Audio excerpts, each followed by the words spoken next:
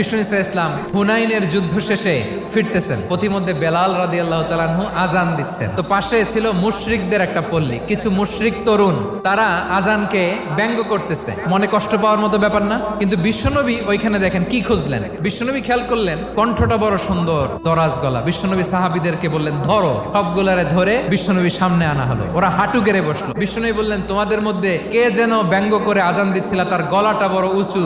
আবু মাহজুরা বলে আমার বন্ধুরা সবাই আমার দিকে আঙ্গুল দেখায়। আবু মাহজুরার মাথায় হাত দিয়ে বললেন এবার আজান দাও দেখি। আবু মাহজুরা বলে আমি তো আজান দিতে জানি না। বিশ্বনবী বললেন তাহলে আসো আমি তোমারে শিখাই দেই। বিশ্বনবী একটা বাক্য পরে, আবু মাহজুরা পরে, বিশ্বনবী পরে, আবু মাহজুরা পরে। আবু মাহজুরা বলে এক একটা বাক্য পড়ি আমার কলিজাটা গলে ঠান্ডা হয়ে যায়। বিশ্বনবীর সাথে দাঁড়িয়ে উনি শাহাদা পড়ে মুসলমান হয়ে গেলেন। বিষ্ণু ইসলাম বললেন যাও আবু মাহজুরা, আমি তোমাকে পৃথিবীর শ্রেষ্ঠতম মসজিদ মক্কার মসজিদুল হারামের মুয়াজ্জিন হিসেবে অ্যাপয়েন্ট করে দিলাম।